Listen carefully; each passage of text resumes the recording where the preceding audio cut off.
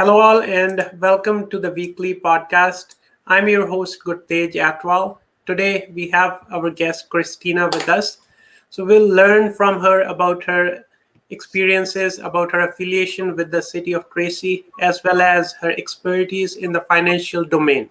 So, now, welcome, Christina. And, Christina, please share your personal and professional journey with us. Thank you, Gertish. Well, my name is Christina Wyatt. I am a financial coach with One A Day. Our brokerage is here in Tracy, and I'm originally from the Silicon Valley. Moved out to Tracy in 2007, and really, it has been a great place for us to raise our family. So we came when I was pregnant with our third child, and now we have five. And it's been such a great warming community and a great place to raise our children. For the first couple of years, I was commuting to the Bay Area, so that was hard.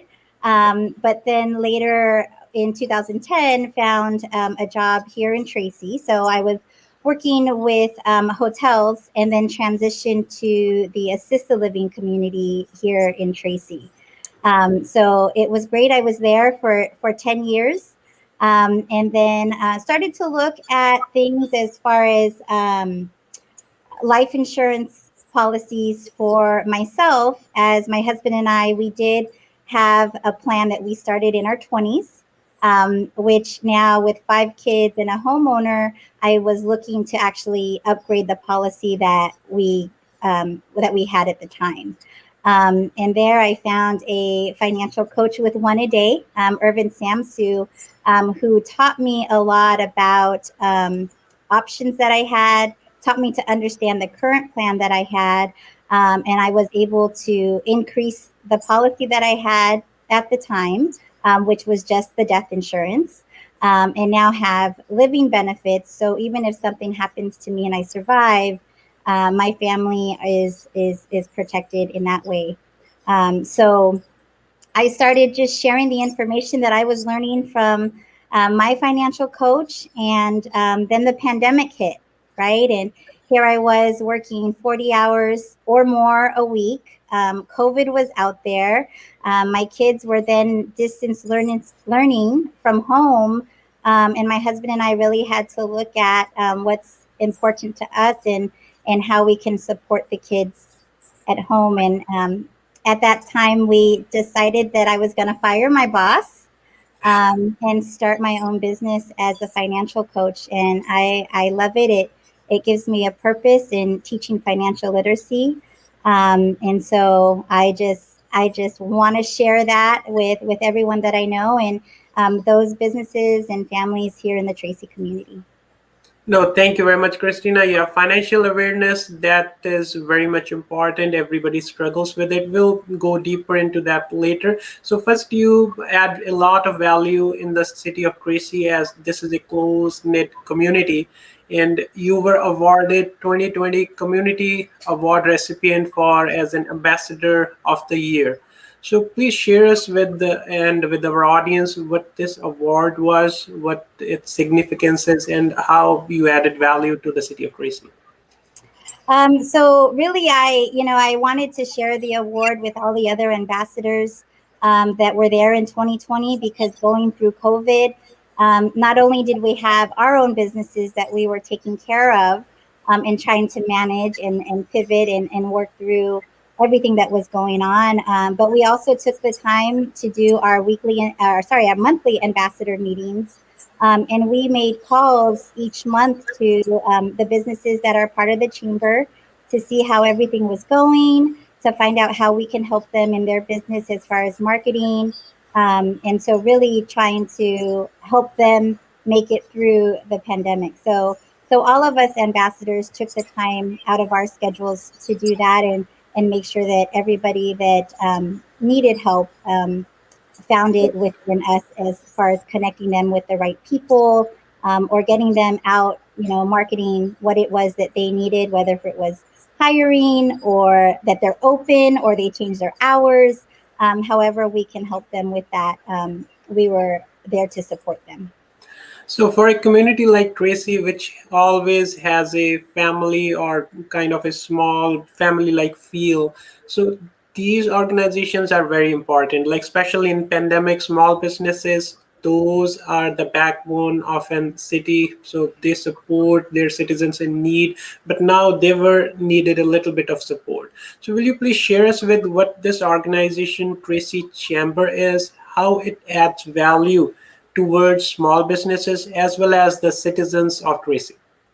Yes, so absolutely. I've been a member of the chamber since 2010 when I started working here in Tracy, and it was really a great place for me to get to know people. It gives small business owners a place to network and really showcase what it is that that their business does as far as ribbon cuttings for new businesses coming into town. It also has trainings for those that want to start a business and maybe how to navigate through that.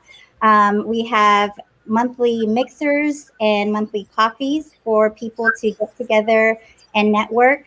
So different opportunities in that way, with a morning networking opportunity and an evening networking opportunity. And so just a great place to not only learn how to start a business, but once your business is up and going, to have that support. I utilized the chamber when I first started working in Tracy to call the chamber and ask them, I'm looking to meet with these type of individuals. Who can I contact? And they would refer me to, oh, you should give this person a call. They're actually looking for someone that does that. So it's a great place to brainstorm. And just last week, I called Darcella and I told her, I'm looking to grow my business, right? I started last year and I'm looking to grow it. And I'm looking for people with characters as such to work alongside me. And she says, "Hey, let's get it out in the weekly newsletter." That is a part of the chamber benefits of getting the word out there, putting it on the Facebook page. So it really helps support me, and I know in my experience to do that. But also, it has helped me to grow professionally. As a lot of people would say, I wasn't so outgoing, or I was very shy and quiet.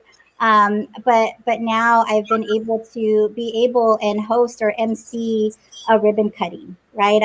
I'm thinking more than just about myself, but now this new business coming in town that needs someone to speak to them and introduce them to the city of Tracy. So it's been definitely a growing experience for me professionally. As new people coming into town, moving into Tracy, it's a great resource to call and say, hey, I'm looking for a plumber, or looking for different events for my children to go to. It's a great resource for small businesses as well as residents of Tracy to be connected, see what's going on, and any businesses that they may need for their own personal life. Right. Yeah, no, Christina, you explained pretty well. So from outside, if we hear the name or read the name Tracy Chamber, so it sounds like it is a closed group for the small businesses, but no, it is pretty much open to anybody who needs any assistance or any help, and it can groom people in different ways. So if, and from that point, for a school going kid or a college going student, if they want to get some kind of internship or learning from the chamber, so are there certain options or opportunities there? So the chamber does have the Hire Me First program, which is a great opportunity for them to look for internships.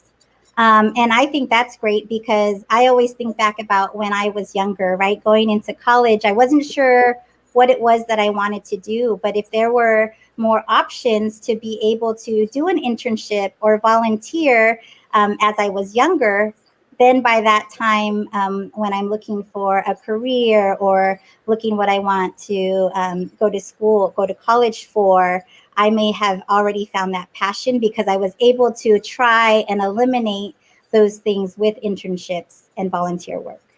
Right. Yeah, So no, that they'll get the Yeah, they'll get the real-time experience and exposure. They'll be meeting with small businesses because with COVID thing, lots of things have disrupted, lots of new opportunities have opened up.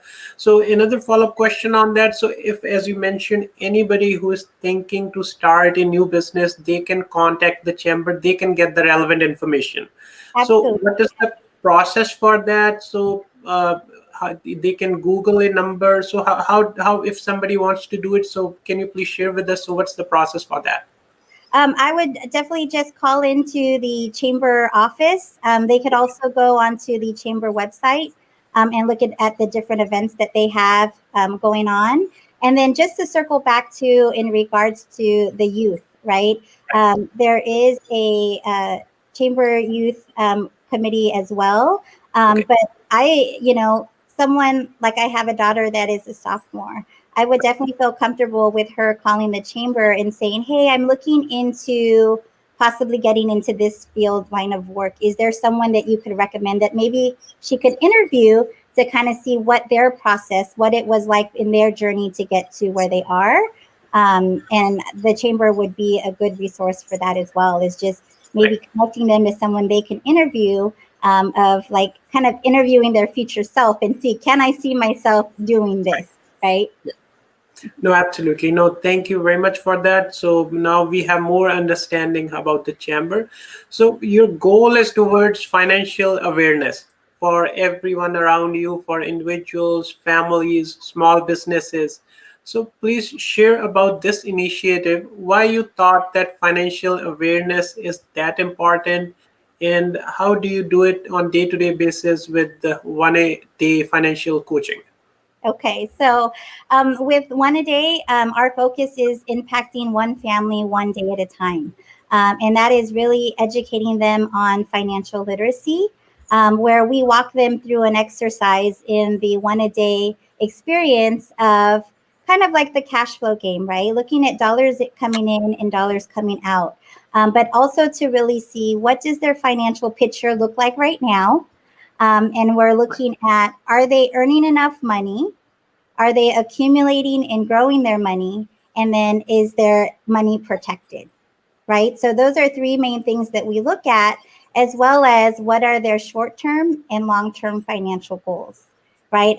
Sometimes I think we talked about earlier today was a lot of people want to purchase a home. Well, they want to purchase a home, but when we talk about what's the plan to make that happen, there's not really something in place. So going Right. through that and helping them along the way is kind of like someone going to the gym.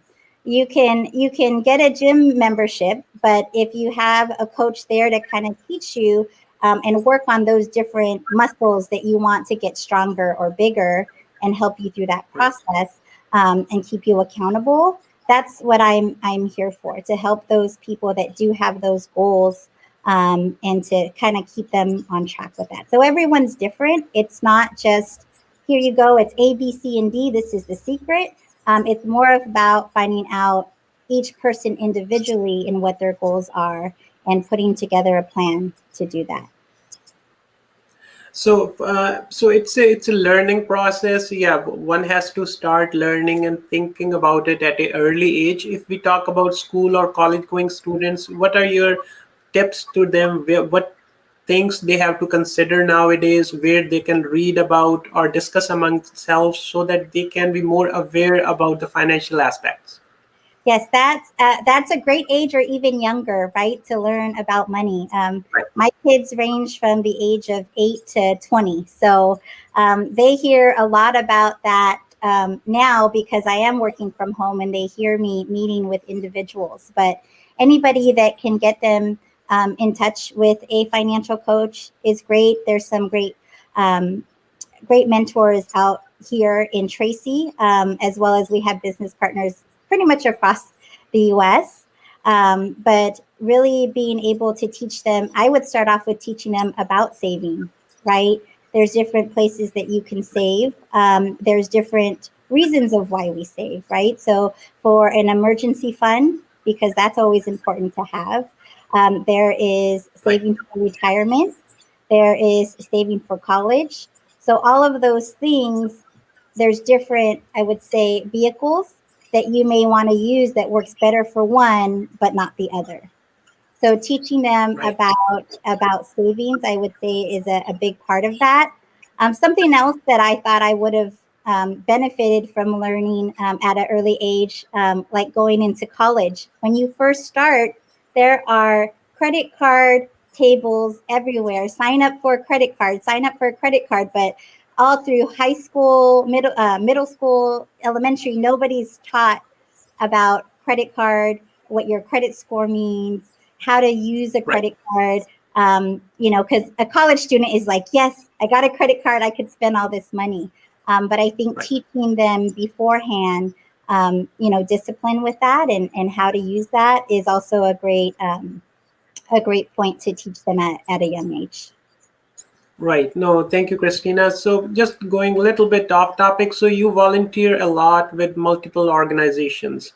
So, how do you see the value in it? So, why did you start volunteering so much? And what's your suggestion on that to our school, college going, or whoever is around doing their 9 to 5 job? So, why they should be involved in the community? Why they should do volunteering from your personal experience? So me, my family is most important to me, and because I live and am raising my kids here in Tracy, I did want to get involved to know what's going on, to be able to help decisions and to be able to support other businesses. So that's really my main point of why I volunteer. So I want to be that role model for my kids as well. So as I'm volunteering, if they're of age of whatever it is that I'm volunteering for, my kids are coming, right? I want to be able to raise them to be able to give back to their community, and not that it's a task or a burden, but something that they want to do from their heart because that's what they grew up doing. So to me, it's very much so teaching my kids the whole point of paying it forward and giving back to your family, or sorry, giving back to your community. And yeah, so how do you encourage them? So you have kids who also kind of see you as a role model for themselves. So how you encourage them to be part of this society in a good way? I don't know if they have a choice. um, Sometimes it's just applying it. It's having the conversation, right? It's Right, talking about beforehand, letting them know what to expect. So if it's going to be a 2 hour volunteer time, so they're going into it kind of knowing what they're going to do. And then also talking about it right, after, right? Like, wasn't it fun when we did this, or we planted trees on Arbor Day? But to be able to talk about, oh, we got to remember where that tree was, so we can go back and see how much it's grown. A tree that we've planted years ago, right? When we go back and look at it later on in the future. And, we got family involved as well. So we had my parents from the Silicon Valley, cousins in Lathrop, and even my grandfather who just recently passed. They were there when we did that also. So it's making it memorable as a family, but also, right, planting trees for Tracy. So it was a win all around. But I would definitely say talking to them beforehand and after. So it's not just like, oh, we had to go do this thing. You got to talk about the meaning and what it meant for the community as well.